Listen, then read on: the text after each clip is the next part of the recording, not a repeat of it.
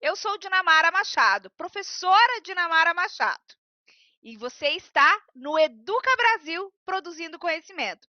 Eu peço licença para entrar na sua vida por pelo menos 1 hora. Sim, o programa Educa Brasil Produzindo Conhecimento tem duração de 1 hora.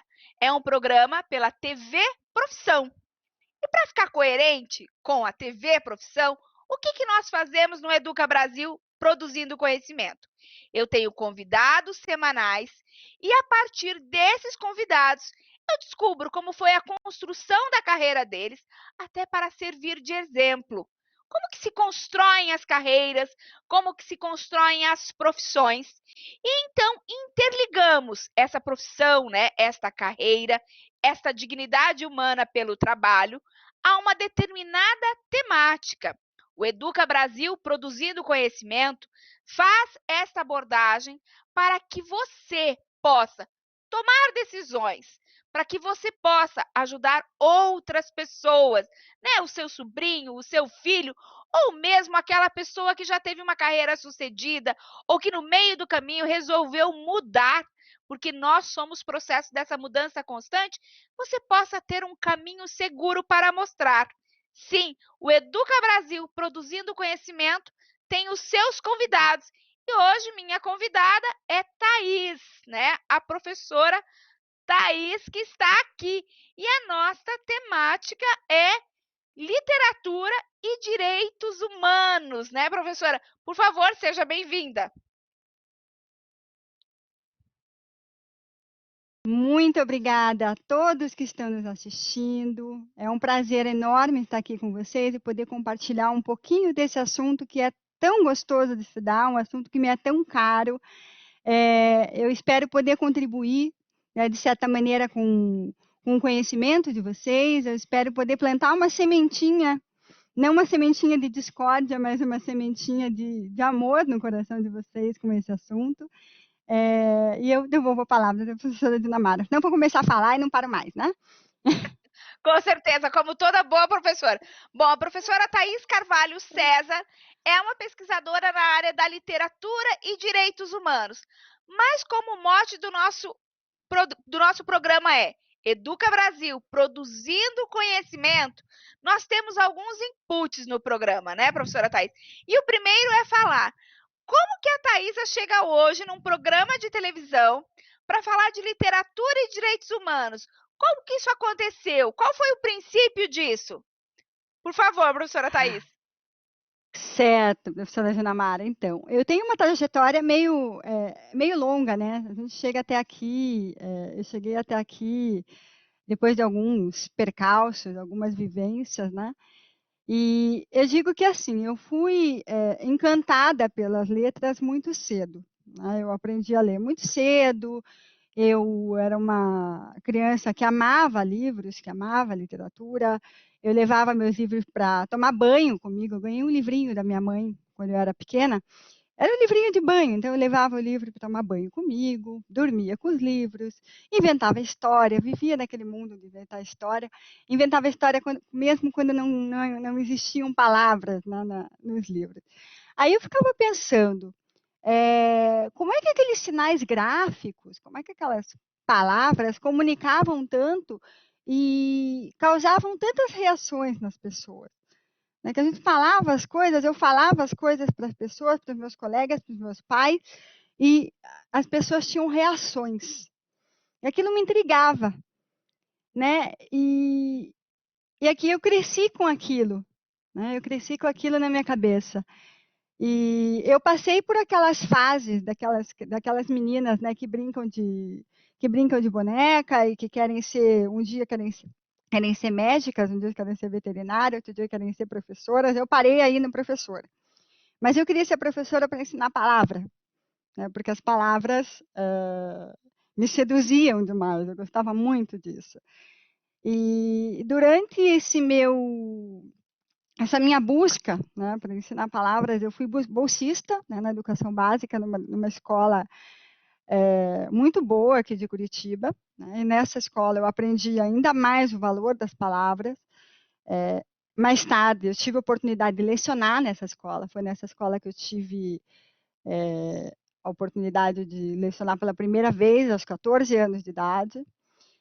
Depois disso, eu fui fazer faculdade de letras, prestei concurso para a prefeitura, fiquei 11 anos na prefeitura de Curitiba, e eu estive em sala de aula desde os meus 14 anos até hoje, né? Eu tenho 36 anos, então são 23 anos de sala de aula.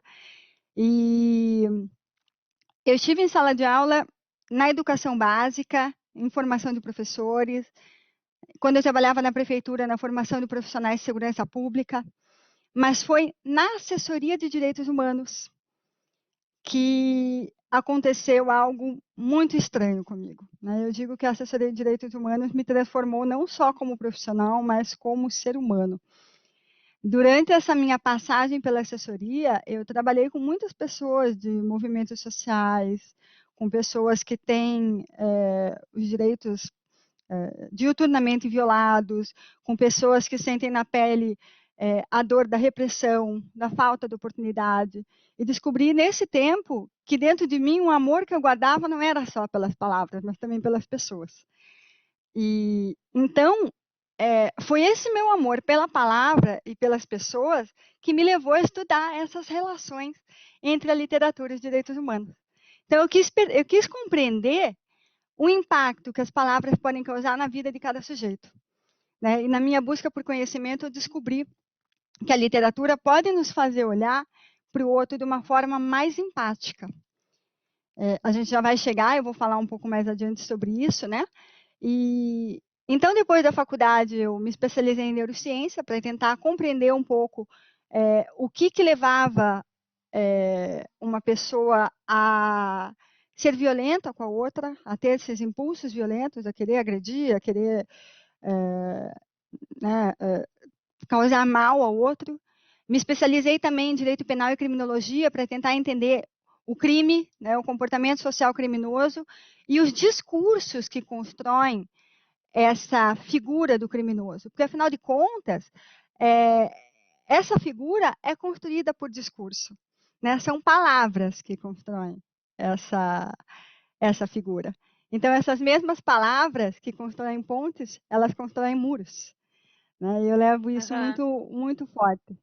E hoje eu pesquiso, né? Eu pesquiso práticas de leitura em contexto de privação de liberdade, e eu espero muito, assim, do fundo do coração, que por meio das palavras as pessoas tenham a oportunidade de ressignificar suas experiências e encontrem um motivo para seguir adiante, sabe? Mais ou menos essa a minha pequena trajetória. Vamos lá, olha só, se a gente olha essa pequena, grande trajetória da professora Thaís, o que a gente percebe? Que toda essa confusão, e realmente, quando a gente está lá, ainda em tenra idade, né, professora Thaís, quando você ainda, depois de uma adolescente, você geralmente tem aqueles sonhos, eu quero ser isso, eu quero ser aquilo, e de repente eu quero também ser professora e constrói essa carreira como ser professora. Por isso que é muito importante, assim, para o nosso telespectador, perceber assim, ser um professor, mas eu passei por outros caminhos. E isso também me constitui como professor. Eu sou um professor que pesquisa, sou um profissional da área de letras, mas que por uma outra experiência profissional, eu acabei incluindo nessa minha carreira um discurso também de direitos humanos, né? E assim, eu diria que, por exemplo, quando você está falando aqui e a gente faz essa análise do discurso, que é uma das características que nós temos lá no curso de letras, né? Para quem faz letras, pensa assim, nossa, mas eu achei que a análise de discurso era para quem trabalhava na polícia.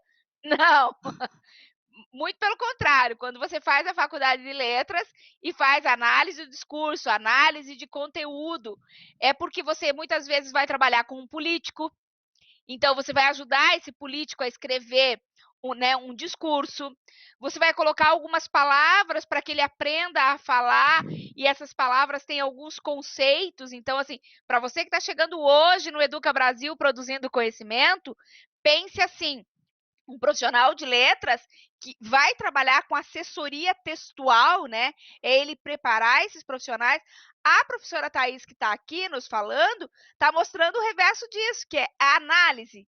é a análise que ela faz dos discursos, por conta de uma experiência profissional que ela teve, né, trabalhando no assessoramento, ajudando pessoas que precisavam ter os seus direitos restabelecidos, levou-a para uma configuração que é: eu vou analisar os discursos e atrelar aos direitos humanos, né? Então, assim, para você que está chegando agora, Educa Brasil, eu sou a professora Dinamara Machado, e junto com os meus convidados, produzimos conhecimento. Conhecimento para que as pessoas, os nossos telespectadores, possam conhecer e desvendar as carreiras, desvendar as profissões e perceber para além do senso comum. Hoje nós estamos com a professora Thaís, né, que fala aí da questão de como foi essa sua construção da carreira. Então, 2 pontos importantes: a infância e depois já o trabalho, e também começou a trabalhar muito cedo, né, professora Thaís? Agora me conta uma coisa, nessa aproximação da literatura com direitos humanos, nessa experiência, essa busca pela vida, como que eu aproximo literatura e direitos humanos? Daqui a pouco vocês vão pensar assim: nossa, para trabalhar lá num espaço, vou ter que fazer essa análise. Vai, com certeza, te ajuda muito. Thaís, por favor. Certo. Então, é uma relação que é bem possível de ser feita, né? Nós vemos aí tanto, né, nas redes sociais, ouvimos por aí na TV, a perpetuação de um discurso muito intolerante, né, de bandido bom é bandido morto, direitos humanos para humano direito. Essas máximas, elas devem ser eliminadas, né? E nós devemos buscar outras narrativas, né? Outras narrativas que nos façam acreditar que a barbárie não é o nosso único caminho possível, não é o único futuro que nós temos, né? A barbárie não é o nosso único futuro. E a literatura, ela vai se tornar, então, um espaço de interlocução, um espaço de abrigo, né? E isso é bem importante a gente pensar, que ela serve também para refletir sobre o nosso lugar no mundo e sobre o lugar do outro, sobre de que forma o nosso conforto está atrelado com a situação de necessidade, com a situação de desespero da outra pessoa. Interessa também a gente pensar numa literatura que nos permite pensar, por exemplo, como é que a gente chegou nesse ponto, né? De que forma nós participamos ou de que forma a nossa omissão contribuiu para essa quantidade absurda de violações de direitos humanos que nós enfrentamos hoje, né? Enfrentamos todos os dias. E eu faço um corte temporal aqui, a partir do século XVIII. Claro que a gente pode fazer diversos cortes temporais, mas eu prefiro trabalhar com corte temporal a partir do século XVIII. No século XVIII, eram sujeitos de direitos civis só os homens brancos, adultos e cristãos. Então, é bem importante a gente frisar isso. E foi aí nesse contexto do século XVIII que a literatura, que a ficção começou a fomentar uma perspectiva, uma leitura, uma perspectiva mais empática, um olhar mais empático para os personagens. Né? Se a gente pegar, por exemplo, Pamela, ou Clarissa, do Richardson, ou Júlia, do Rousseau, são 2 livros, 3 livros, no caso, que nos permitem um olhar completamente diferente. Né? São um olhar para mulheres que passam por necessidades. Então, são olhares para personagens que passam por situações diferentes daquelas situações que o leitor passa. Ou, às vezes, nem são tão diferentes assim. Só que o leitor tem uma certa resistência.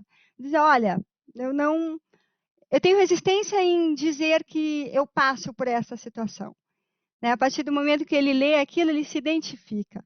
Ele percebe, puxa vida, mais alguém passa por isso. Né? Então, eu gosto muito de uma escritora chamada Lynn Hunt. Ela escreveu um livro chamado A Invenção dos Direitos Humanos, e ela atribui a esses romances que foram escritos na metade do século XVIII essa propriedade de dirigir as emoções dos leitores para personagens que não são propriamente daquela classe social dos leitores. né? São personagens que são de outras classes sociais, são personagens que são diferentes daqueles leitores. Então, é bem interessante, porque essa autora menciona que os leitores eles podem olhar para outra realidade a partir da obra literária, né? E nós podemos ver que as violações de direitos humanos, elas afetam, isso ainda hoje, né? Nós podemos ver ainda hoje, elas afetam múltiplas camadas sociais, né? Nós podemos, vou dar um exemplo para vocês, assim, bem prático, por exemplo, a violência doméstica. A violência doméstica não afeta só as classes mais pobres. A violência doméstica afeta também os ricos, afeta também aquelas pessoas que têm um grau de instrução elevadíssimo. Então, violação de direitos humanos não escolhe sujeito. Então, é importante a gente olhar muito para isso né, de uma certa maneira, de uma maneira mais empática, de uma maneira um pouco mais sensível, talvez. E isso começou a ser olhado de uma forma mais sensível no romance do século XVIII, né, que tinha essa capacidade de colocar as pessoas de outros grupos sociais no contexto do romance para serem vistas pelo leitor. Então, mais ou menos aí, né, aí que foi que começou esse olhar, né, da literatura para os direitos humanos. Não, professora Thais, é muito interessante, assim, primeiro, você é das letras, né? A sua origem é lá nas letras, no curso de letras. Mas é importante que esta carreira tua, né, um outro momento, um outro trabalho, né, influenciou diretamente a tua pesquisa, que é, poxa, esse assunto é tão caro, esse assunto é tão importante, e você diz mesmo, o sujeito de direito, né? Quem é o sujeito de direito? Poxa, mas até na literatura, sim, até na literatura, e você crava. Então, a partir desse momento, começa a se falar do sujeito de direito na literatura. Então, isso é muito importante para que o nosso telespectador também perceba essa questão, até porque a literatura, nos seus múltiplos formatos, também retrata a sociedade, né? Também retrata a sociedade. Então, se nós tínhamos uma sociedade que era uma sociedade excludente. E se nós colocamos, você vê, e a literatura pega antes até da questão dos próprios direitos humanos, quando a gente fala da grande Carta dos Direitos Humanos. Então, ela faz uma percepção antes disso. Quer dizer, já era um movimento que acontecia nos bastidores, que vai ser revertido na literatura, né? E que nesse momento começa a ser essa fala. E aí, muitos telespectadores podem se perguntar da seguinte forma: poxa, a professora Thais, então, ela pode versar entre as letras, versar entre as áreas da sociologia, mas a partir da literatura, né? Esse olhar no outro, mas da mesma forma, ela pode ajudar aí nas questões. Se você vai fazer análise de discursos, análise, por exemplo, dentro de um tribunal, como bem lembrou a professora Thais, ou seja, esse poder que a palavra tem, né? Um discurso, uma forma de falar, ela pode aprisionar, criar muros, como também pode abrir portas. Professora Thais, por favor. Então, assim, nessa perspectiva ainda, a literatura ela vai gerar uma empatia, ela vai gerar uma compaixão pelo outro, mas a gente sabe que essa empatia, ela não é da literatura, né? Ela não é uma propriedade da literatura. A empatia nasceu da literatura, não é isso, né? Não foi uma invenção do século XVIII, algo que caiu ali de paraquedas.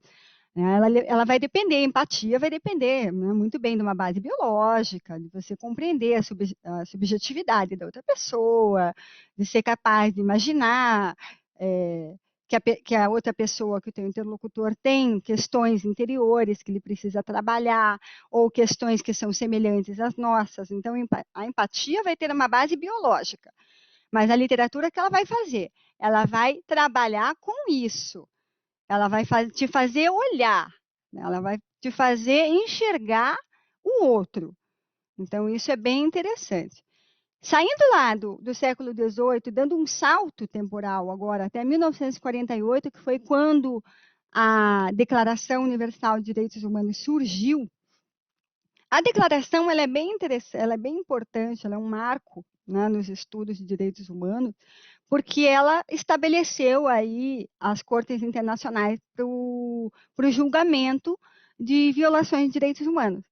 Então, muito se falava sobre direitos, muito se falava sobre luta por direitos antes da Declaração de Direitos Humanos. Só que quando isso foi colocado no papel, quando todas as nações tiveram que seguir essa mesma declaração, a coisa mudou de figura, né? Porque aquilo ficou padronizado. Então, quer dizer, agora todo mundo vai precisar seguir a mesma cartilha. E, de fato, né, a Declaração Universal de Direitos Humanos é uma cartilha única para todo mundo, né? Agora, voltando um pouquinho, indo um pouquinho mais adiante, né? Em 1948, nós temos a Declaração Universal de Direitos Humanos, e em 1988, nós temos a nossa Constituição Federal. A Constituição Federal, também chamada de Constituição Cidadã. Por que Constituição Cidadã, Thaís? Constituição Cidadã porque ela veio num cenário pós-ditatorial, né? Nossa ditadura acabou em 1985, e em 1988 veio a Constituição. E a nossa Constituição, ela blinda, ela tem cláusulas pétreas, que é o núcleo duro da nossa Constituição, são cláusulas que são imutáveis, que não podem ser mudadas de forma alguma. Entre elas está a garantia de direitos fundamentais. Então, por isso, uma Constituição cidadã. Como ela veio nesse cenário pós-ditadura, ela vai vetar todas as práticas que eram feitas durante a ditadura. A tortura, perseguição, todas essas práticas que eram comuns na ditadura, a nossa Constituição atual vai vetar. Embora hoje, não se iludam, né? A gente tem que falar assim, a verdade, né, professora Dinamara? Não é porque a Constituição diz que não pode que as pessoas deixam de fazer. Né? Nós temos muitas situações aí de tortura, por exemplo, que a própria literatura vai denunciar. Nós temos situações de tortura que a literatura marginal periférica denuncia, por exemplo, torturas perpetradas por agentes de Estado, né, pela polícia, que a própria literatura marginal periférica vai denunciar e estão ali, acontecendo dia após dia. Né? Não deixam de acontecer.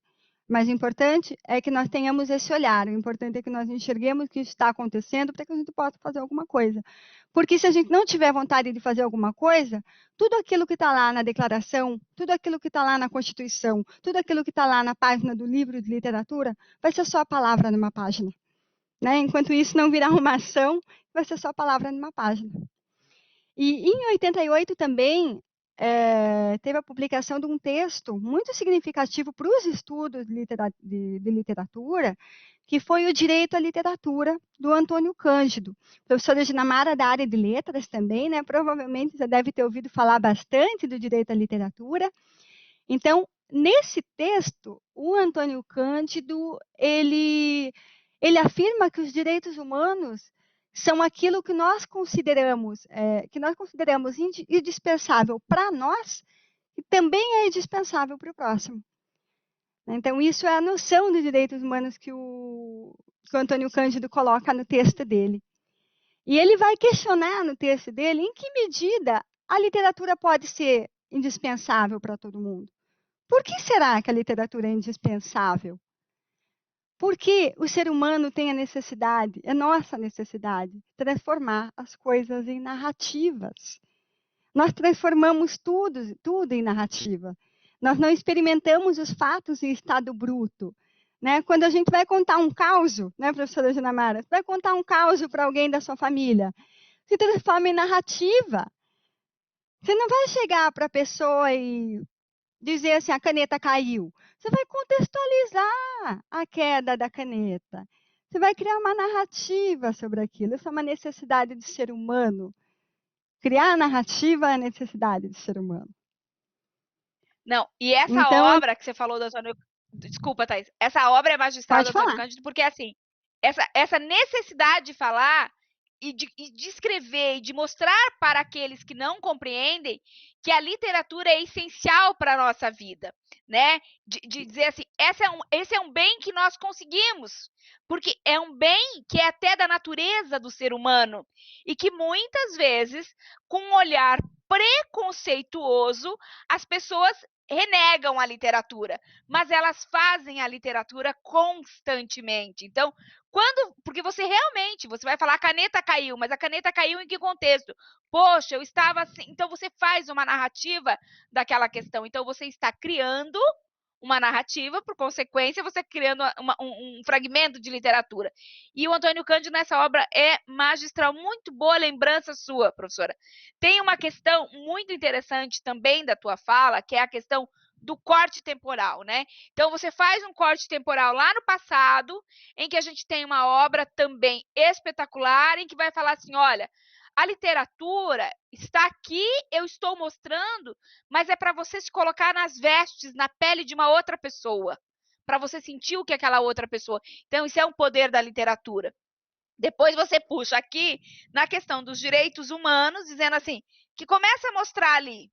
E, ao mesmo tempo, dizer assim, não é porque nós temos a Constituição, não é porque nós temos a Carta dos Direitos Humanos, e aí nós temos a professora Maria Esther Quinteiro em Salamanca, e temos no Brasil a professora Márcia Mocelin, que discutem a questão dos direitos humanos, e principalmente, olha aí, um bom encontro para fazer, hein, Thaís, professora Thaís, quais são os discursos que as pessoas querem falar de direitos humanos?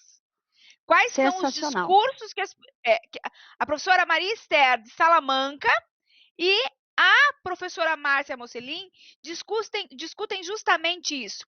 Quais são os discursos que as pessoas querem falar de direitos humanos? E aí, nesse corte temporal, nesse momento, você coloca uma questão importante. Não é porque está posto na lei que deixa de existir. E as literaturas ainda, né, mostram isso. Então, quando você lê um livro a respeito disso ou daquilo, contando uma história, você pensa assim, isso aqui é só ficção. Mas ele pode ter aquele quê de verdade que muitas vezes a gente diz, né? Então, muito, muito bacana essa questão de fazer essa mistura para as pessoas perceberem. Agora, eu gostaria que você falasse um pouquinho mais de Antônio Cândido na sua obra magistral. Claro, vamos seguir com Antônio Cândido, então. Então, voltando lá para Antônio Cândido, né? Nós transformamos tudo em narrativa, né? E enquanto a gente transforma as coisas em narrativa, vejam que rico que é esse processo de transformar as coisas em narrativa. Quando nós contamos algo de nós para alguém, ou quando nós ouvimos algo de alguém, nós passamos por um processo que na psicologia se chama elaboração. Né? Ao mesmo tempo que nós contamos um problema nosso para alguém, nós estamos elaborando esse problema. Nós estamos atribuindo outro sentido para esse problema, nós estamos enxergando de outra maneira esse problema e talvez a gente consiga resolvê-lo. Né? Então, olha a riqueza disso tudo. Olha a riqueza que existe no fato de você transformar as coisas em narrativa. Né? E ainda para Antônio Cândido, ele é bem firme quando ele diz que a literatura aguça a nossa humanidade na medida que ela nos torna mais compreensivos, mais abertos para a natureza, mais abertos para a sociedade, mais abertos para o nosso semelhante. Então, eu acho muito interessante essa parte, esse momento que ele fala disso nesse texto dele, porque é o que ocorre de fato. Né? A literatura, ela nos proporciona esse olhar para o próximo e para o contexto em que o próximo vive. Né? A pessoa não é ela sozinha, a pessoa é ela no contexto social, é ela em sociedade. Né? A pessoa não é isolada, a pessoa ela passa a ser pessoa naquele contexto em que ela está vivendo. Né? E para dialogar e para deixar ainda mais rico um pouco esse texto do Antônio Cândido, eu trouxe também, professora Dinamara, a Marta Nussbaum. Ela dialoga muito fortemente com esse texto do Antônio Cândido. Ela é uma filósofa norte-americana e ela trabalha com o conceito de justiça poética. Eu gosto muito desse conceito. ela aplica esse conceito a sentenças judiciais. Então, ela fala assim, que se os operadores do direito lessem mais, tivessem mais contato com a literatura, certamente os julgados seriam mais humanos. Né? Certamente eles não não condenariam as pessoas por bobeira. É mais ou menos dessa forma que ela trabalha. Então, o livro da Martha Nussbaum se chama Justiça Poética, Poetic Justice. Não tem tradução para o português desse livro, mas ela afirma também que a literatura está apta a dialogar com os direitos humanos. E ela chama atenção para o que ela coloca no livro dela, que ela chama de imaginação literária. Essa imaginação literária é algo que faz com que a gente se preocupe com o bem das pessoas cujas vidas estão distantes de nós. Então, são pessoas que é o nosso próximo, né, de modo geral. Então, a gente pode pensar um pouco no trabalho dos escritores lá da literatura marginal periférica, né, ou naqueles estudos de direitos humanos que nós fazemos frequentemente nas obras do Graciliano Ramos, do Guimarães Rosa, né? Qual o meu lugar de fala e qual é o exercício de autoridade que eu devo fazer ao olhar para as mazelas dos outros? Né? É um exercício muito interessante, é um exercício de empatia que eu acredito que as pessoas deveriam fazer assim, diariamente. Tá? E ela defende também, a própria Martha Nussbaum defende que a literatura ela nos coloca diante dessas pessoas para nos fazer enxergar o que nós normalmente não enxergamos. Né? Porque é muito cômodo para nós enxergarmos aquilo que está diante dos nossos olhos, enxergarmos aquilo que faz parte da nossa realidade. Né? E ela fala, olha, gente, vamos enxergar aqui, vamos olhar para isso aqui, embora não esteja, não seja parte da tua realidade, faz parte da realidade do mundo. Né? Então, isso explica muito como a gente se sente naquele momento que nós lemos Clarice Lispector, Conceição Evaristo, Carolina Maria de Jesus. A professora Ginamara deu uma risadinha, porque eu sei que ela gosta de Clarice Lispector, né? A Clarice é Isso ótima para mesmo. trabalhar direitos humanos. Ela é maravilhosa para trabalhar com as temáticas de direitos humanos. E assim, aí puxa no meu calcanhar de Aquiles, vamos falar assim. Mas esse conceito de justiça poética que a professora Thais eu vou colocar, me ajude aqui, professora Thais, até para explicar para o nosso telespectador do Educa Brasil, produzindo conhecimento, porque o objetivo do nosso programa é que você, telespectador, conheça de fato cientificamente os assuntos. Que você não vai em qualquer lugar, não. O Educa Brasil, quando ele discute literatura e direitos humanos, a gente está na base da ciência, para que você possa ajudar os jovens, para que você possa conhecer, para que você possa mostrar para as pessoas um entendimento, assim, como se tivesse um holofote a respeito daquela temática. Quando a gente fala de justiça poética, e você nunca entendeu por que que no bem vence o mal, né? E que tem toda uma história, ali tem um pouquinho de justiça poética, porque diz assim: tem uma narrativa e nós vamos sempre optar. Claro que depois tem as outras versões, né? Então você conhece a versão X, que é a versão que tudo, eu sempre digo que acaba em cor-de-rosa, em azul, em balões coloridos, né? E tem um final feliz, mas depois você começa a conhecer as outras questões. Quando se fala em justiça poética, está se falando nisso. É separar para que as pessoas conheçam em profundidade, né? Mas para que prevaleça, né? O direito, o respeito do outro, de se mostrar, de ser entendido, e que o meu direito é a máxima do direito, né? Eu tenho direito, mas ele acaba quando tem o direito do outro. Então, essa questão de justiça poética e o Felizes para Sempre, se a professora puder falar um pouquinho, até para dar um exemplo para o nosso telespectador. Certo. Então, voltando para a justiça poética, né? É bem importante isso que você mencionou, professora Ginamara, com relação ao direito, né? Direitos todos temos. A base dos direitos humanos é essa. Nós somos seres humanos, logo, nós somos sujeitos de direito. Ninguém tem mais, ninguém tem menos. Tá? As pessoas, o que tem que existir é uma luta por igualdade de direitos, porque nós sabemos que algumas camadas da população ainda estão prejudicadas, ainda precisam lutar um pouco mais para ter acesso àqueles direitos que elas já possuem nos documentos normativos, né? Então, é importante a gente frisar isso, né? Direito, todas as pessoas são sujeitos de direito. A questão da justiça poética, a justiça poética em si, ela é uma questão que é trabalhada para humanizar, humanizar não é a palavra que eu gostaria de utilizar agora, mas é para tentar tornar um pouco menos academicista as sentenças judiciais.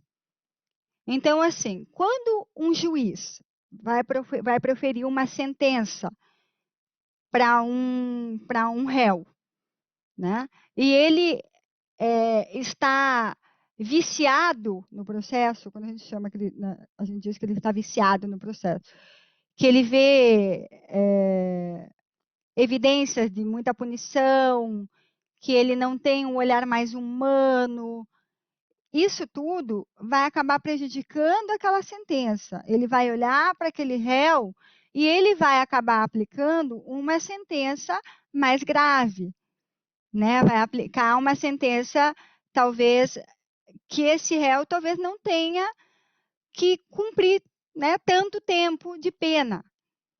E a ideia da Martha Nussbaum com a justiça poética é essa, que com o trabalho, através do trabalho com a literatura, esses juízes, esses operadores do direito, possam ter contato com as diferentes realidades e possam ser um pouco mais tranquilos, pesar um pouco menos a mão na hora de aplicar aquela sentença. Porque o que acontece? Muitas vezes a pessoa não tem conhecimento do contexto que levou aquela pessoa a cometer determinado crime. Né? Então, a partir do momento que nós temos ideia do contexto, nós olhamos de uma forma diferente. Então, essa é a ideia da justiça poética, olhar para o contexto, olhar com empatia e se colocar no lugar, exercitar a alteridade. Não sei se fui clara, professora Dinamara. Foi. E isso é muito importante. Quando a gente fala, você pensa assim, nossa, mas eu estou fazendo letras e no mundo real isso.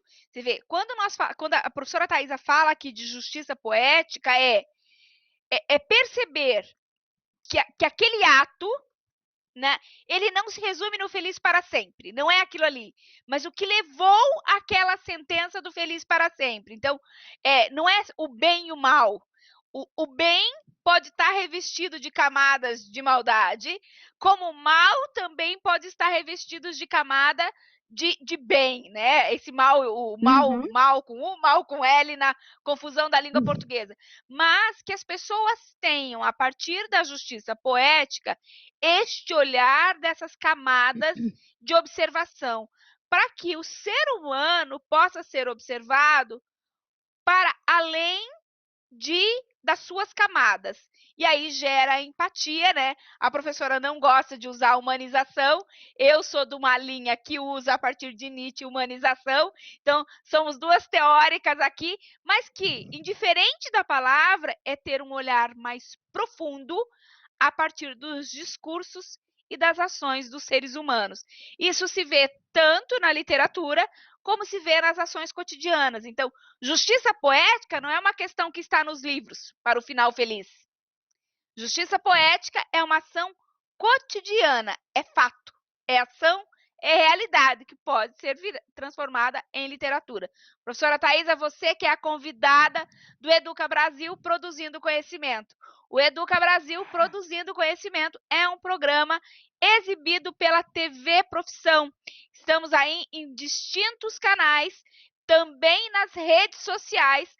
Toda terça-feira estamos aqui, né, nas redes sociais. O programa continua, mas ele fica ao ar uma vez por semana na TV Profissão, fazendo parte da grade da TV Profissão. Professora Thaís, a nossa temática hoje, nossa convidada, trouxe uma temática muito importante. Aí essa ligação da literatura e direitos humanos. Professora Thaís, por favor, o que mais podemos aprender?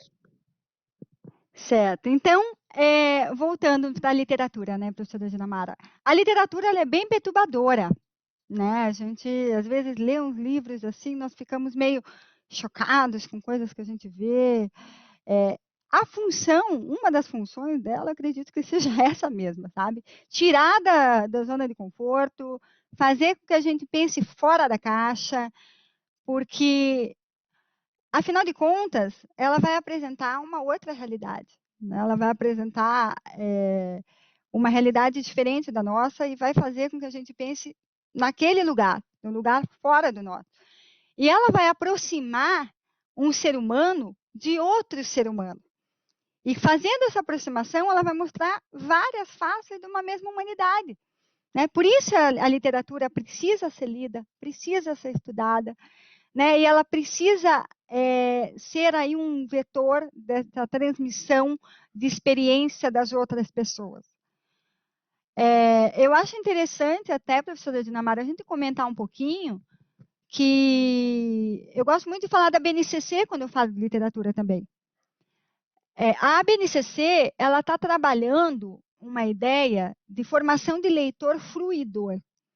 Então, quando ela fala em leitor fruidor, ela parte do pressuposto que aquele leitor que vai fruir daquela literatura é o leitor que vai ser capaz de dialogar com aqueles textos. É o leitor que vai ser capaz de tirar essas camadas de sentido daquele texto, que vai se relacionar com aquele texto. Então, é bem importante a gente mencionar isso também, porque trabalhar com formação de leitor hoje, falar hoje com ideal, né? Fazer um ideal, criar um ideal de formação de leitor, segundo a BNCC, é isso, né? Fazer com que as pessoas consigam criar essa visão empática a partir da leitura. Que as pessoas consigam fruir da literatura, consigam utilizar todos esses recursos que a literatura possui. Porque ao mesmo tempo que ele vai desvendar essas múltiplas camadas de sentido do texto, ele vai exercitar a alteridade. Né? Então, a gente pode fazer um exercício agora de olhar um pouquinho para algumas obras literárias que nós conhecemos e ver como é que elas trabalham com algumas temáticas de direitos humanos. Eu gosto bastante de usar, por exemplo, a literatura marginal periférica. Embora não seja só na como eu Professora falei um Thaisa, teve pouquinho algum antes. problema na Então, a sua... literatura, ela muitas vezes... Opa, voltamos, professora Thaís? Oi, oi. A sua internet caiu. Enquanto ela caiu, eu fiz uma ponte aqui, vou terminar e já te passo de volta, tá? Sem Ótimo, problema. perfeito. Vamos lá. E eu nem O que percebi e acontece? continuei falando. Continua falando, não tem problema. São novos tempos até de fazer televisão, né? Você fazer Vamos lá. televisão ao vivo, programa ao vivo, você corre esse momento. A televisão já não tem mais aquele tão padrão rigoroso, né? Mas já já voltamos para o estúdio. E padrão rigoroso não significa qualidade, né? Significa que estamos vivendo novos tempos e sim, estamos entregando ao nosso telespectador, ao nosso participante, aquelas pessoas que ajudam a construir o Educa Brasil, qualidade da mesma forma. Professora Thaisa, deixa eu só fazer um recorte aqui. Bom, a professora Thaisa falou uma palavra, BNCC, e o nosso telespectador deve estar se perguntando, o que é isso? Que sigla é essa BNCC? BNCC significa Base Nacional Comum Curricular. De novo, você não entendeu o que é Base Nacional Comum Curricular. Bom, fazendo uma parte aqui na fala da professora Thaisa. Base Nacional Comum Curricular significa que quando nós vamos para a escola, quando você manda o teu filho para a escola, quando o teu neto vai para a escola, ele tem lá umas disciplinas, ele tem uns conteúdos, a escola ensina de um jeito. Pois é, nós temos no Brasil diferente de outros países, nós estamos em busca da nossa construção curricular. E a BNCC é mais uma busca de construção curricular, né? Nesses anos de carreira, eu estou na terceira mudança de diretriz curricular. Na terceira mudança. Nós tivemos uma lá no passado, final da década de 80 para 90, dizendo, olha, as escolas têm que ser assim. Maravilha. E aí a gente ia para a escola, ensinava tudo que era mandado, porque a gente recebe o que tem que ser estudado dentro das escolas, né? Então, o que vai cair lá em língua portuguesa, o seu professor, o professor da escola, tem um pouquinho de autonomia, porque já tem um currículo estabelecido. Então, nós tivemos uma mudança de 80 para 90, depois tivemos uma mudança de final de 90 para 2000, e agora estamos vivendo uma nova mudança, que é a Base Nacional Comum Curricular. E as escolas vão se reformular. Muitas mudanças já aconteceram. Por exemplo, hoje, a mudança dos 9 anos já é uma mudança da Base Nacional Comum Curricular, mas o impacto maior será a partir do ano que vem, em que o ensino médio vai ser reformulado. E que depois as licenciaturas, os cursos de licenciatura também serão reformulados. Então, o que a professora Thais está falando é que a literatura que já vem sendo pedida, que já vem sendo cobrada e discutida, principalmente a partir do ano que vem, ela vai fazer parte de um projeto de vida, a escola vai chamar projeto de vida. E quando essa menina, esse menino ler Clarice Lispector, ele não vai ler só Clarice Lispector porque vai cair numa prova e ele tem que fazer uma prova de vestibular. Mas ele vai ler Clarice Lispector, vai se projetar em Clarice Lispector e vai tentar entender o que Clarice falava. Por que ela falava? Que movimento que Clarice estava? Poxa, será que está acontecendo isso na realidade hoje? Ou seja, tirando as camadas de Clarice Lispector. Então, a busca da literatura é uma busca mais de aproximação e não de decorar. Ah, eu tenho que saber que Macunaíma... Não, você não tem que saber isso. Você tem que entender o contexto maior e colocar isso para o seu projeto de vida. Tá certo? Minhas considerações, professora Thaisa? Por favor, continue. Certíssimo, professora Dinamara, certíssimo mesmo. Então, ao mesmo tempo que esse leitor que vai ler a Clarice Lispector, que vai ler o Graciliano Ramos, que vai ler outros autores da nossa literatura, canônicos e não canônicos, ao mesmo tempo que esse leitor, então, começa a desvendar as múltiplas camadas de sentido desse texto que ele está lendo, ele vai exercitar também a alteridade dele, né? Então, a gente pode agora fazer, talvez, um exercício de olhar para algumas obras literárias, olhar para algumas obras que nós conhecemos e fazer e ver como é que essas obras trabalham, como é que elas tratam essas temáticas de direitos humanos, né? Eu gosto de usar como exemplo a literatura periférica, mas não é só nela que nós vamos encontrar essas temáticas, né?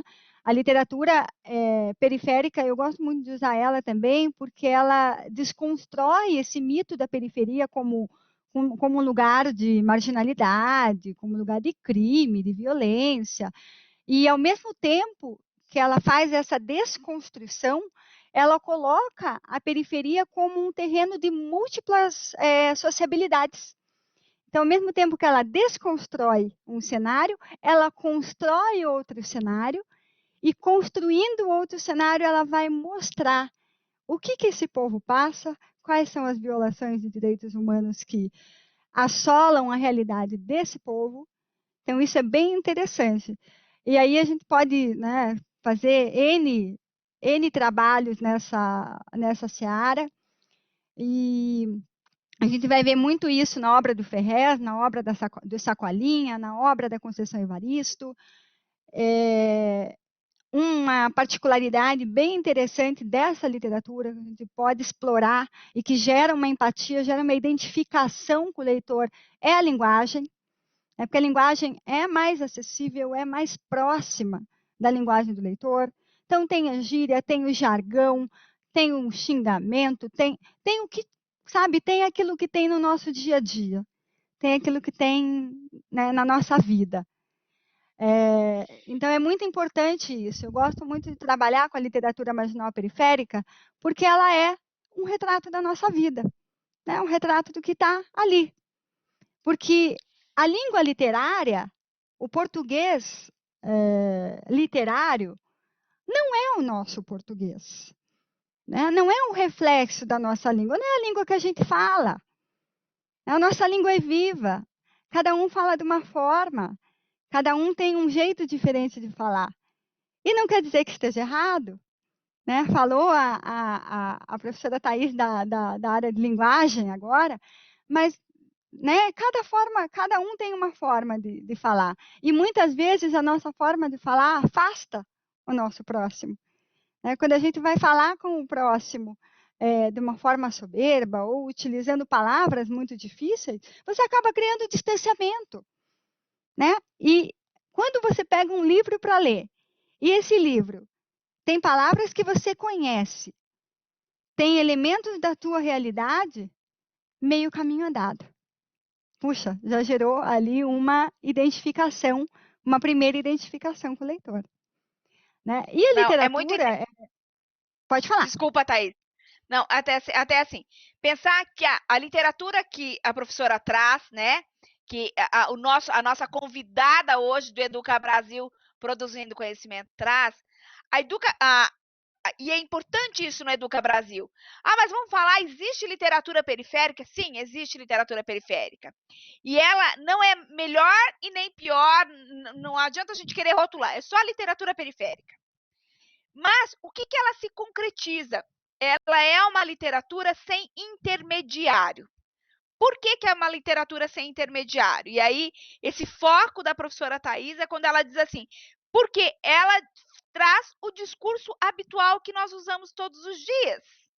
Então, o menino que está aqui numa comunidade e que ele é um autor de literatura periférica, ele vai usar a sua linguagem nos espaços que ele vai narrar. Então, um outro que vai pegar para ler, e aí, né, professora Thaisa, faltando aqui pouquíssimos minutos para terminar o Educa Brasil produzindo conhecimento, quando a gente pega, não é uma questão de melhor ou pior, mas de gerar empatia e de você saber a interpretar. Então tá, então você pega uma música X e vamos pegar de uma música periférica, o funk, hoje não é mais. Mas por que ele aproxima muitos jovens? Por que ele chama muitas pessoas? Porque é a linguagem que ele usa naquela comunidade dele. Então, olha uma dica para os professores que estão nos assistindo, para o pai, para a mãe, para a avó que está acompanhando o Educa Brasil produzindo conhecimento. Se seu filho não gosta de ler, sua filha, seu sobrinho, procure por literatura periférica. Comece com uma literatura que está próximo dele. Quem sabe, num determinado momento, ele vai chegar, a menina vai chegar numa Clarice Lispector. Mas por que não começar a literatura periférica? Algo ali que está próximo, que gere empatia. Bom, Educa Brasil produzindo conhecimento, é um programa da TV Profissão, né? Disponível nas redes sociais e na televisão aberta. Minha convidada hoje, professora Thaisa César. Professora Thaís, estamos nos momentos finais e você vai ter que fazer suas considerações finais para o nosso programa. Falta 4 minutos para a gente terminar o nosso programa, professora Thaisa. Certo, vou fazer minhas considerações finais, então, professora Dona Mara. Foi muito bom falar sobre literatura, né? Teria muito mais para se falar, né? A gente pode falar muito aí sobre os personagens, a gente pode falar sobre Fabiano, podemos falar sobre Macabeia, podemos falar sobre Diadorim, podemos falar sobre um monte de personagem, né? Mas, infelizmente, nosso tempo é muito curto. Quem sabe um dia a gente faça um programa só para falar sobre personagens específicos e suas violações de direitos humanos. São coisas muito legais de falar. Mas uma coisa que eu queria dizer para vocês é o seguinte: leiam, leiam muito. E assim, os direitos humanos eles promovem, né, eles servem aí para promover direitos, valores fundamentais como a dignidade, como a liberdade, como a igualdade, e eles devem ser respeitados por todas as pessoas, tá? Cabe ao Estado garantir, promover esses direitos, impedir que esses direitos sejam violados, mas cabe a todos nós, a mim, a professora Dinamara, a todas as pessoas que estão nos assistindo, zelarmos e respeitarmos esses direitos, independentemente, né, para quem seja, com quem seja. E se nós não fizermos isso, esses direitos não vão passar de palavras em uma página. Né? Então, quem vai tornar essas palavras uma verdade? Né? Eu sempre gosto de usar o exemplo do Martin Luther King. Né? Quando ele marchou pela igualdade racial, ele estava marchando por direitos que já estavam garantidos, que já estavam lá na Declaração Universal há quase 20 anos. Mesmo assim, ele marchou. Né? O Nelson Mandela, quando ele lutou pela justiça social lá nos anos 90, ele também estava lutando por um direito que já estava garantido há mais de 40 anos. Mesmo assim, ele não deixou de lutar. Então, hoje, eu gosto muito de dizer assim que quem defende direitos humanos não são super-heróis, não precisa ser advogado para defender direitos humanos, não precisa ser pessoas importantes. Né? Quem defende direitos humanos são pessoas, são crianças, são mães, são pais, são professores, são pessoas de pensamento livre, né? São pessoas que se recusam a ficar caladas, que se recusam a ficar paradas e que acreditam que aqueles direitos não são só palavras em uma página, que acreditam que aqueles direitos podem sim virar uma realidade. E eu queria, professora Dinamara, não sei se você me permite, eu queria ler uma frase, na verdade, um trechinho de uma frase da Eleanor Roosevelt, que eu gosto bastante, só para a gente encerrar. Então, afinal, onde começam os direitos humanos? Em pequenos lugares, perto de casa. Tão perto e tão pequenos que eles não podem ser vistos em qualquer mapa do mundo. No entanto, estes são o mundo do indivíduo. A vizinhança em que ele vive, a escola ou a universidade que ele frequenta, a fábrica, a fazenda ou o escritório em que ele trabalha. Tais são os lugares onde cada homem, mulher e criança procura igualdade de justiça, igualdade de oportunidade, igualdade de dignidade sem discriminação.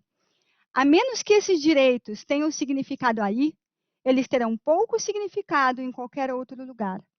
Sem a ação organizada do cidadão para defender esses direitos perto de casa, nós procuraremos em vão pelo progresso no mundo maior. E com isso, encerro minha participação. Professora Thaís, muitíssimo obrigada mesmo por ter aceito o convite de fazer o Educa Brasil. Como eu sempre falo, o Educa Brasil, produzindo conhecimento, ele só existe porque profissionais de distintas áreas vêm aqui, compartilham a sua trajetória profissional, compartilham a busca, né, por mostrar que não existe só aquele senso comum a respeito daquela carreira, mas existem distintas possibilidades. A professora Thaisa nos mostrou hoje que a análise de discurso pode acontecer em todas as esferas, que a literatura vem discutindo a questão de direitos humanos desde 1800 e pouquinho, né, agora, né? Então já faz algum tempo, né, e que a literatura vem mostrando todo esse espaço que tem que ser discutido. E como termina a sua fala aqui, né, dois pontos importantes. A literatura é um direito, então nos colocarmos no lugar do outro a partir da literatura, dos livros que temos acesso, é um direito do ser humano, porque é um espaço de alteridade. E termina justamente trazendo a fala magistral, que faz parte de um discurso, que é o discurso dos direitos humanos só vira realidade a partir de uma mudança de micromundo, ou seja, dentro da minha casa, dentro do meu bairro, na minha vida, se eu incorporar, nós vamos conseguir mudar.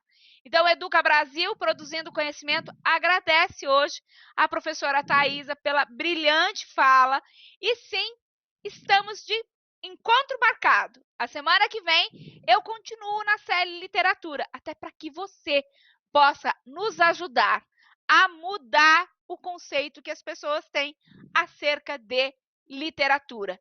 Educa Brasil produzindo conhecimento. Agradeço o seu momento dedicado ao Educa Brasil, produzindo conhecimento. Até a semana que vem. Obrigada, professora Thaís. Obrigada a todos que ajudaram a fazer o Educa Brasil de hoje. Obrigada. Obrigada.